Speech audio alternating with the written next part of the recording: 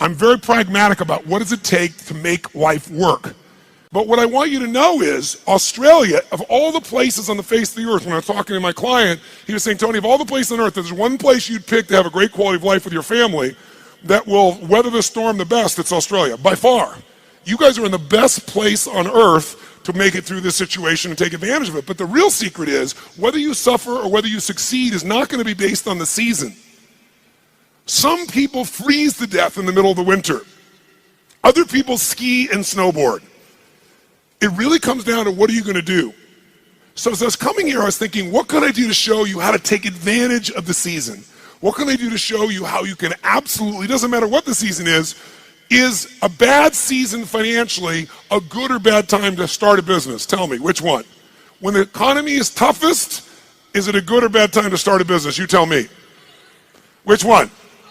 You go, well, of course, that's what he expects me to say is good. But it's the truth.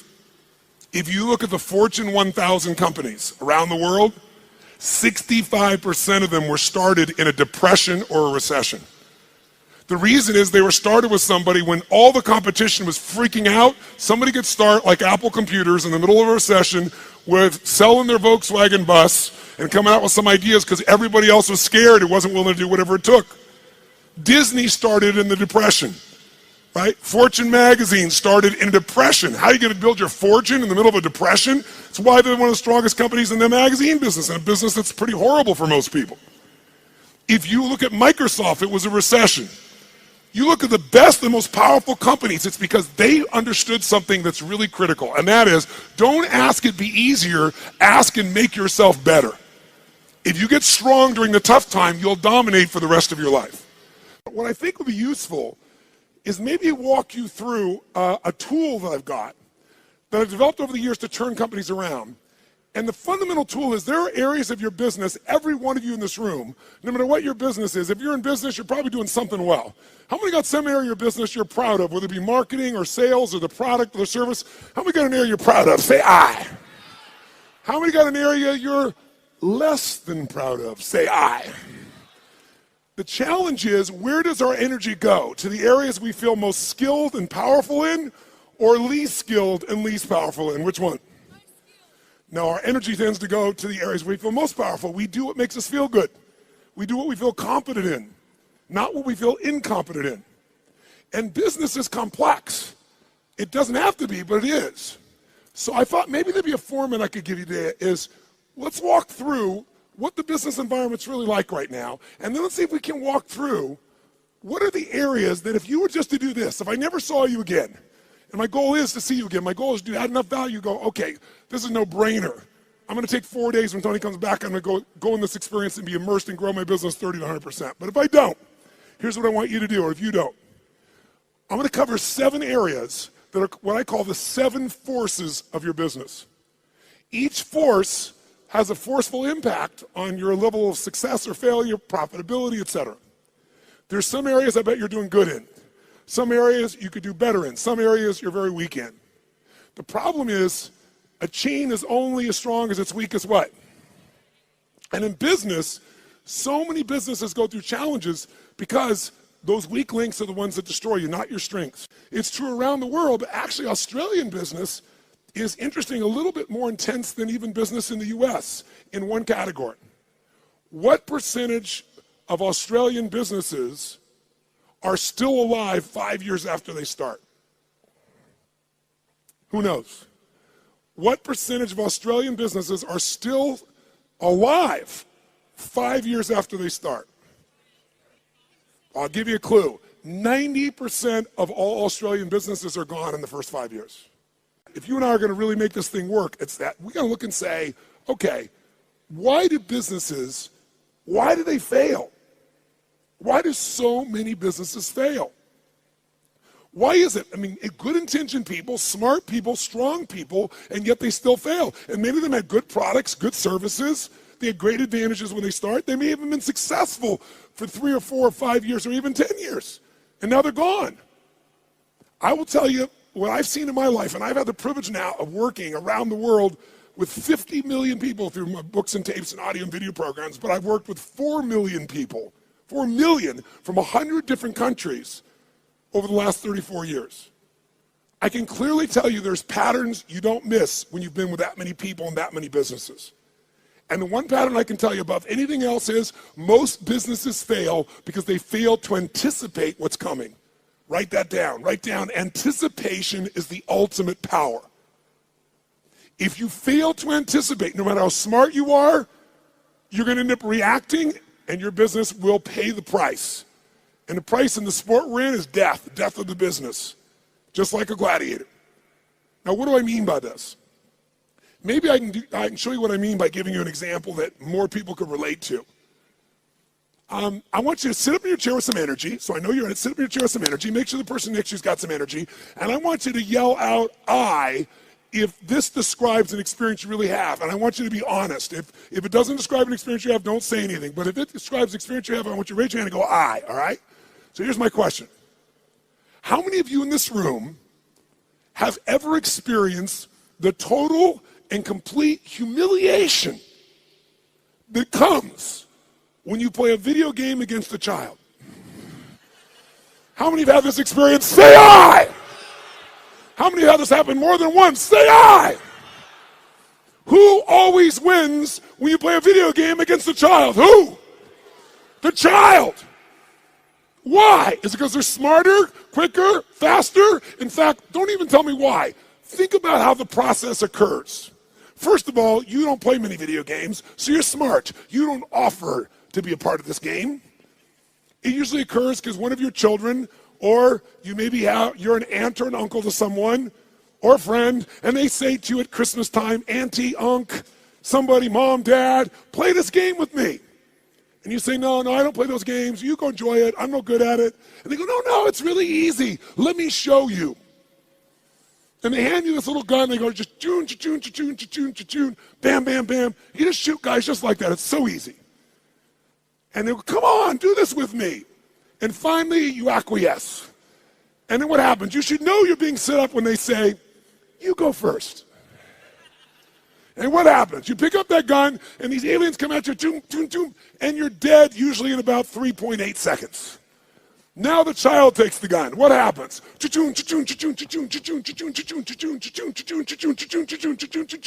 And about 45 minutes later, you get your second turn. Who knows what I'm talking about here? Say I.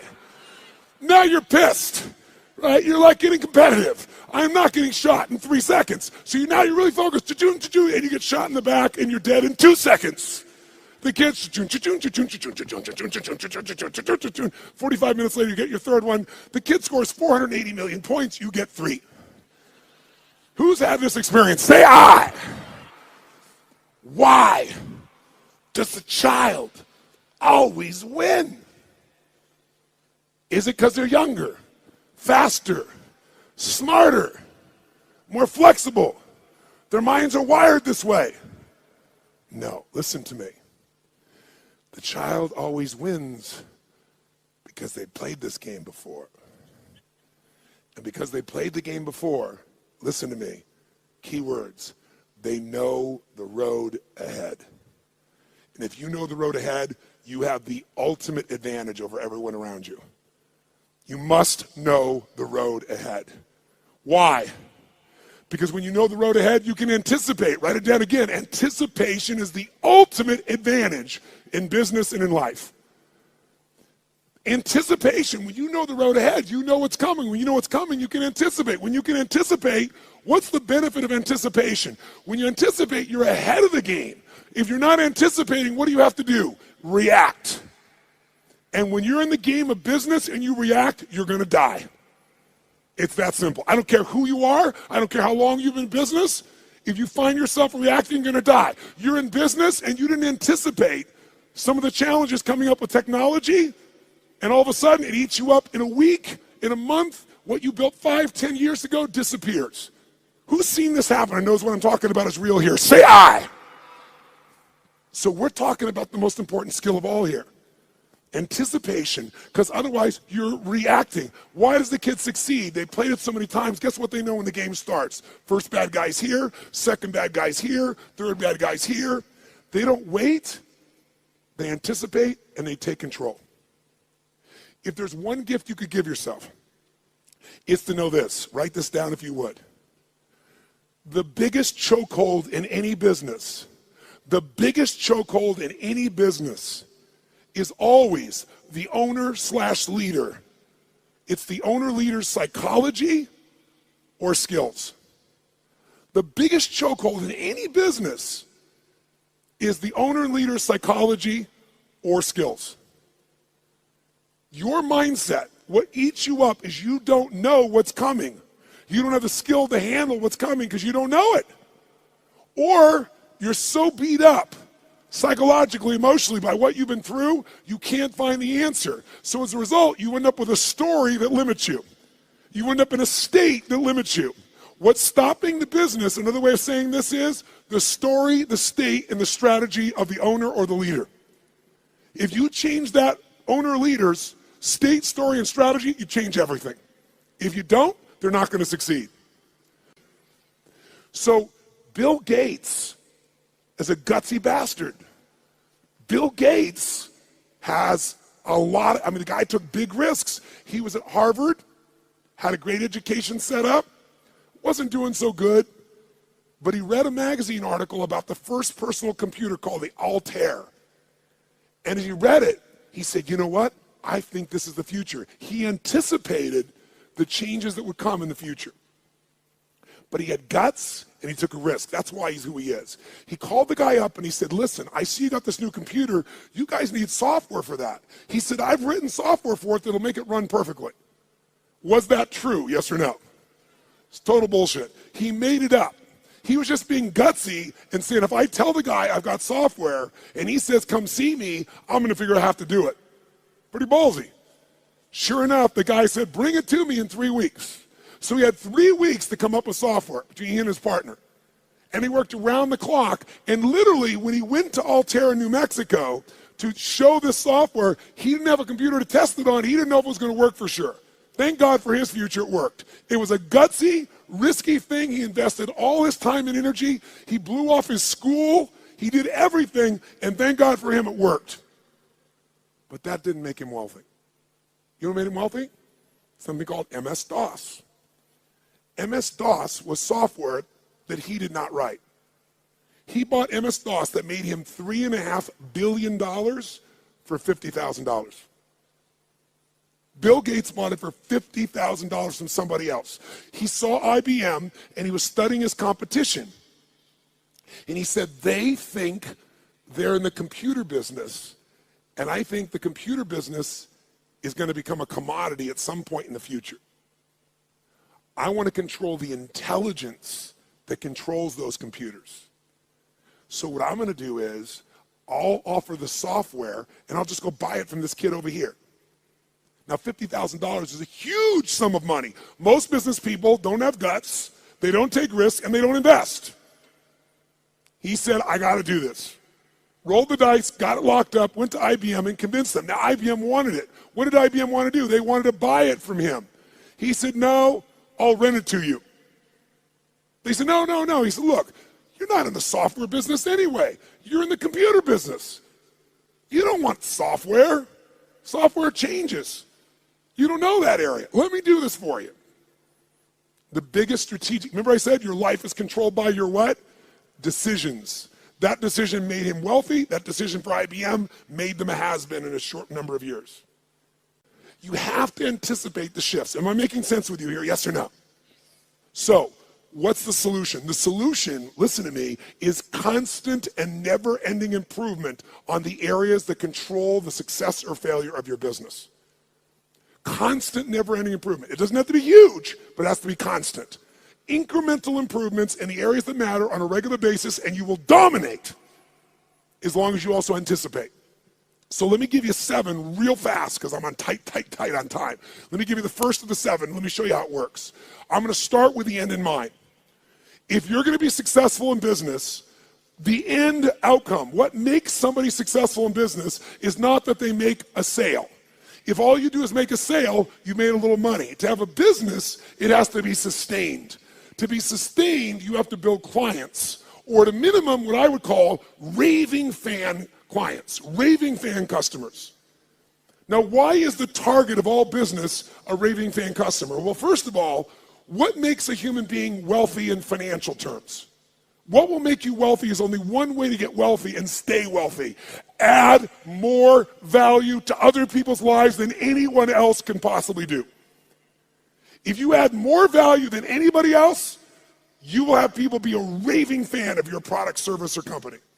And raving fans are the best marketing in the world because today, nobody pays attention to advertising unless it's shocking. And even then, it doesn't necessarily sell the product. What sells products today is people telling people this is the best shit you can get. How many agree with me on this right now? Say aye. And you can't buy that word of mouth. You can only deliver it by delivering such an incredibly valuable experience or product or service that people tell everybody about it. The first key to getting to that target, if we're gonna grab hold of our energy and we're gonna race towards this target, is you have to do step number one. Step one in a business is you got to know where you really are. You got to know where you really are, and you got to build what I call a business map. Now, what do I mean by a business map? Well, think of it this way. How many of you in this room have a 5-year business plan right now for your company? 5-year business plan, raise your hand. Now, a group of 9,000 people, I'm seeing maybe a dozen hands. The reason you're seeing a dozen hands is because even if you have to have a 5-year plan, it's bullshit. And I'm not being disrespectful. It's bullshit. Why is it bullshit? Everyone tell me. Why is a 5-year business plan in the world we live in today total bullshit? Why? Because the world is changing so fast, you have no clue what's going to be here in 5 years. You're kidding yourself. So what do? Throw up your hands and just hope it works out well? That's a disaster too. What you need is a business map. A business map means you understand the territory. You understand what's happening, where it's happening, so as you're moving along, you can adjust with that map to get where you want to go as the environment changes. The way you frame what business you're in to yourself is the single biggest limit in your business, and I promise you it's limiting who you do business with as well. You know, if you ask Peter Drucker, one of the greatest business geniuses of all time, he used to say, there's really only one question, maybe two in business. His question is, what business are you in, and how's business? You must control the meaning within yourself, within your team, and then the way you market it, but you can't do that until you're crystal clear what business you're in.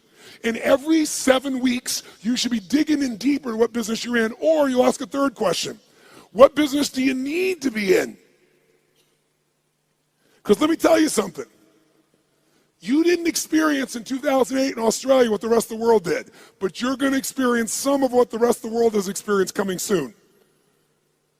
You're going to experience it in your real estate market, you're going to experience it in your shares market, and you're going to experience some unemployment on a much larger scale than what you guys are uncomfortable with right now. It's coming. I'm not here to be Mr. Positive, and I'm not being negative. I'm saying it's coming, so you want to take advantage of winter, not let it freeze you to death.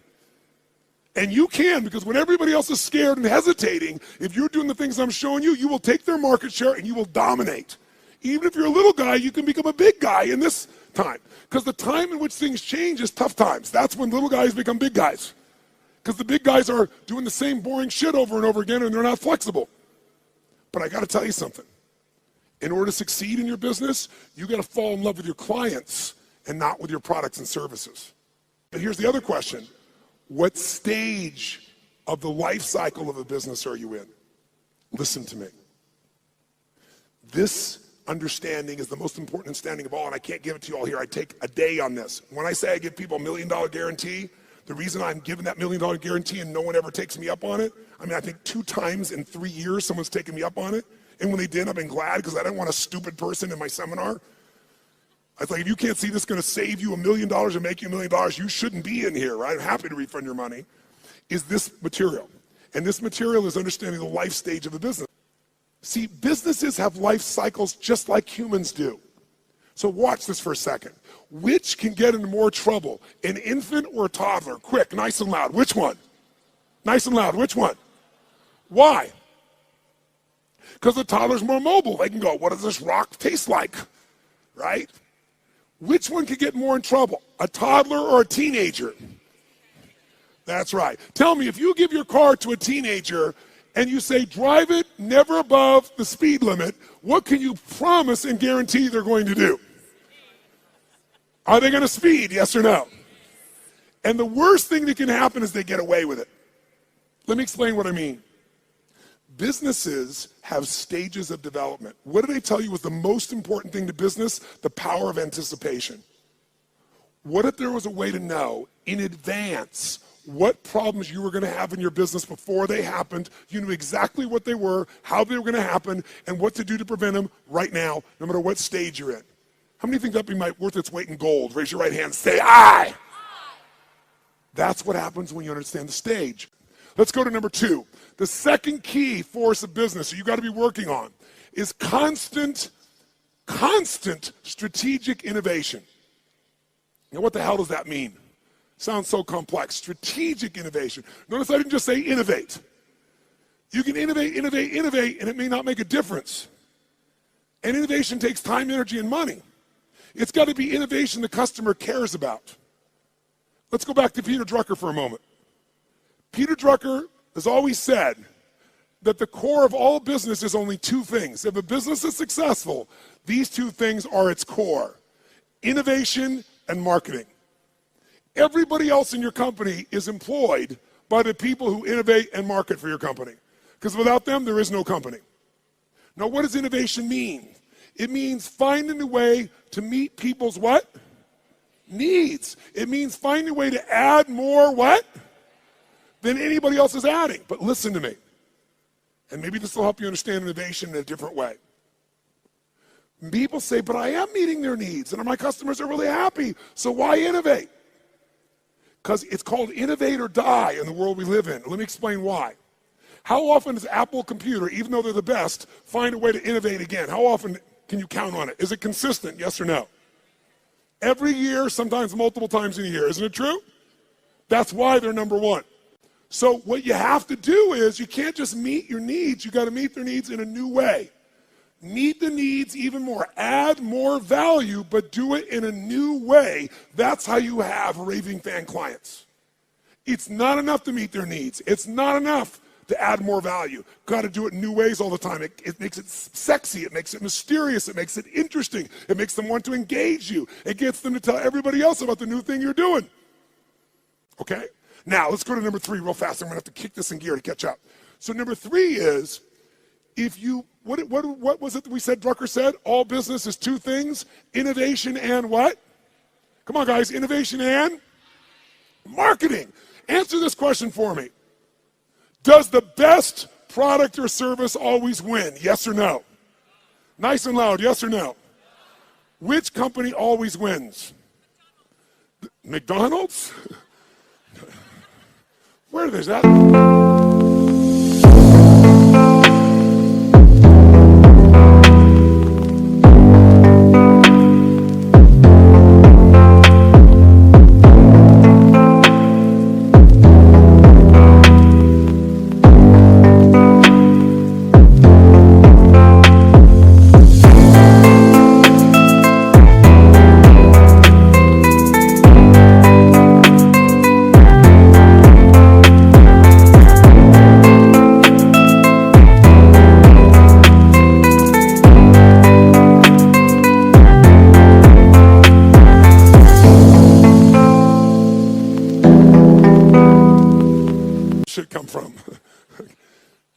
Best marketed product or service, for better or worse. And let's use McDonald's, okay, man? That's a good example. Tell me something. Perfect example. Does McDonald's make the best tasting hamburger in the world? Notice we got a universal 9,000 person response. No. Is it the tastiest? Is it the best quality? Yes or no? But it is the best what? Marketed, as you would say, marketed in the world. I call it marketed. The point of the matter is, this company understands marketing, and even though they have a shit product, they got billions and billions and billions of people to eat that shit. Now, here's the problem with marketing today, and it's a significant problem. I want you to think about this. Does anybody know how many marketing messages the average person had to see 15 years ago, how many messages before they would start to seek you out to consider buying your product, where they would do something active to seek out your product? Does anybody know? 15 years ago, how many times did they have to see a message from you on average if you had a quality ad? The answer is 4. 15 years ago. Does anybody know what the number is today?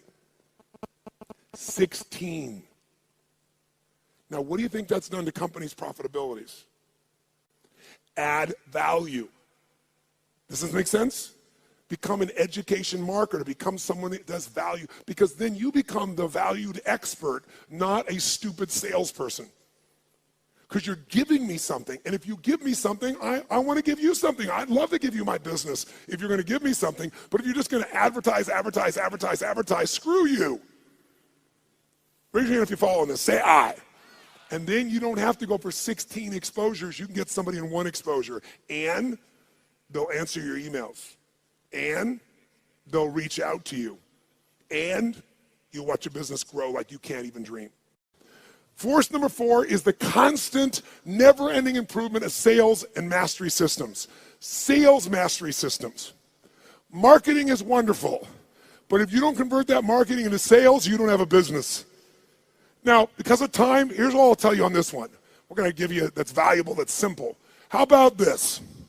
How many of you right now in this room have a business that's primarily done with no salespeople, all on the web? Raise your hand. No salespeople, all automated. Raise your hand if you have salespeople. If you have salespeople that work with you, the majority of you. If you have an automated business, no matter how good it is, you don't want a one-legged stool. A one-legged stool at one point can get in trouble and you collapse. You want at least 3 legs, and one of those legs, as a minimum, has got to be a sales team. Now, how can you grow, though, when you're a brand new small business or you've been around a while? Well, technology today allows us to be able to hire people to go to work for us literally 24/7, 365 all around the world. We literally have more than 150 people that work for one of my companies, all of which live in different parts of the world, all of which we know only by way of our experience of them by way of Skype.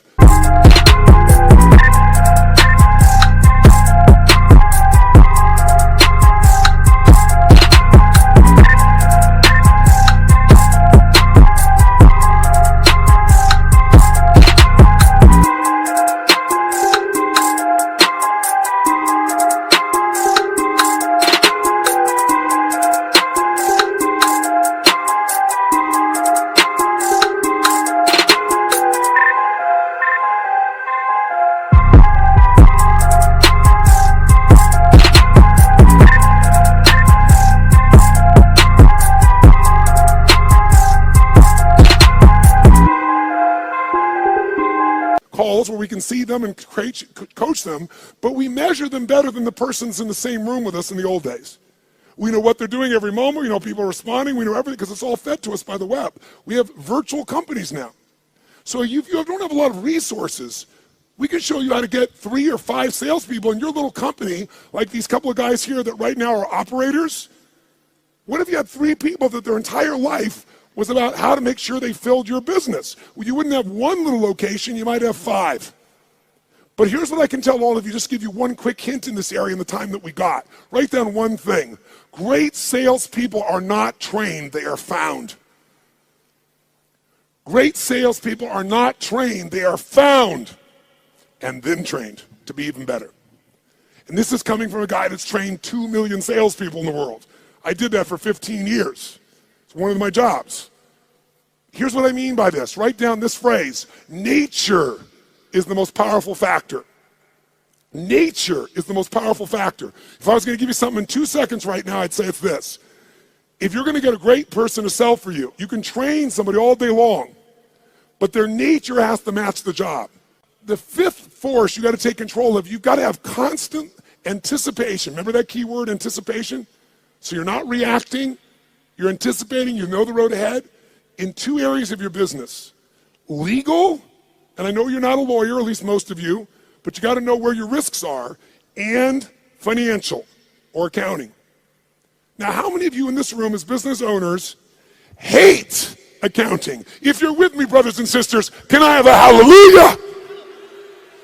However, unfortunately, even though you hate it, How many of you in this room have ever been bitten in the bum, so to speak, because you thought the numbers were one thing or they meant something or your cash was one level and it was another? Some accounting piece that really, really hurt you at the time. Who's had this experience before? Raise your hand nice and high. Say I. I want to tell you something. More companies go down because most of you in this room do not like accounting, and I do not want to sell you on being an accountant. What a boring ass job. But I do want to sell you on knowing enough of this that you can run that accountant or that CFO. Because you still have to lead, and if you don't, you'll become part of the 99% that fail. I don't care how big, smart you are, I don't care how much your sales are. Learning how to manage your business includes the economics, and we take half a day and make it fun so that you can kick ass with any CFO or accountant, and you can ask them questions they don't know. Let me ask you 2 questions real fast. Question 1, how many of you have a specific day of the month that you always go through your financials and you never ever miss on your business? Raise your hand. Keep your hand up and look around the room. It's not even 3% of the room that does this. That's why 99% go out of business. Remember I said in the beginning, what is the chokehold in the business?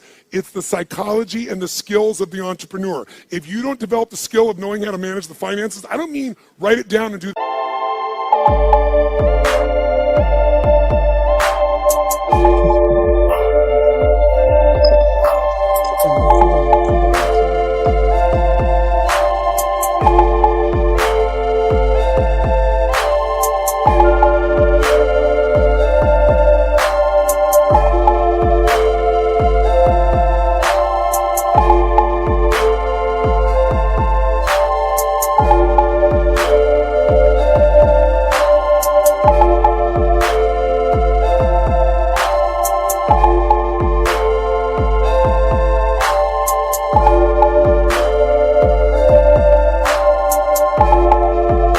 accounting. I mean, know how to read that and use that information as intelligence to guide yourself. You're going to be in trouble. In business, nobody gets a special license. You can go out there and know nothing about numbers except what you think you know, and that's why you go out of business. This is a skill. If you don't get it from me, you better go get it now. But I can give it to you in a fun way in half a day of the 4 days, where you'll be able to read financials and find stuff your accountant's not finding. And then what you want to find is the intelligence that allows you to know how to run your business more effectively. I'll give you a little clue. Who here knows the 3 documents you've got to see every single month to run your business? Raise your hand if you know the 3 and can name them. Look around the room. Look at this. We got 9,000 people in this room, and maybe 20% of you even know the documents. You don't review them. You don't even know what they are. Here, I'll give you a little gift, something that took me 20 years to figure out. Little gift. If you got a business that has a 20% margin of net profit, and most of you probably have a margin less than that. Some of you maybe more than that. But if you have that and you just cut 12% of your costs, 12% of your costs on a 20% margin company, you'll grow your profits by 50%, meaning you'll have a 30% margin. If you want to, listen to me, you want to grow your profits 50%, all you have to do is cut 12% of your costs. But you're never going to do that when you don't even look at your own financials. Let's go to the next one. Finally, number 6. Number 6 is, what if I said to you there was treasure in your business, and that treasure is just waiting for you to come by and pick it up? But you got to dig for it. But if you pick it up, it's going to cost you nothing. What if I said to every one of you in this room, no bullshit, no hyperbole, no exaggeration. In the next 6 to 12 months, 18 months at the outside, in a tougher economy even, you could grow your business 30 to 130%, no exaggeration, no hyperbole. And it's not going to cost you any more money to do it. When I say it's not cost you any money, let me be honest. You might find by spending $5,000, you could make $150,000. Or by spending 10, you could make $500,000. So to me, that's not spending money. How many follow what I'm talking about here? Say I. That is this skill. This is my strongest skill. This is why companies call me in to do turnarounds. This is why my companies are where they are through all the economies and all the countries I've been in, all the industries. You have to learn the skill of optimization and maximization. That's this point. You have to learn to optimize and maximize your business on an ongoing basis. Now, what does that mean? It means figuring out how to do what you're already doing, where you get a geometric result from a bunch of small changes. Small changes that accumulate to create a geometric change. But you gotta master this. Go home and figure this out by itself if you want to, and you can start making progress right away.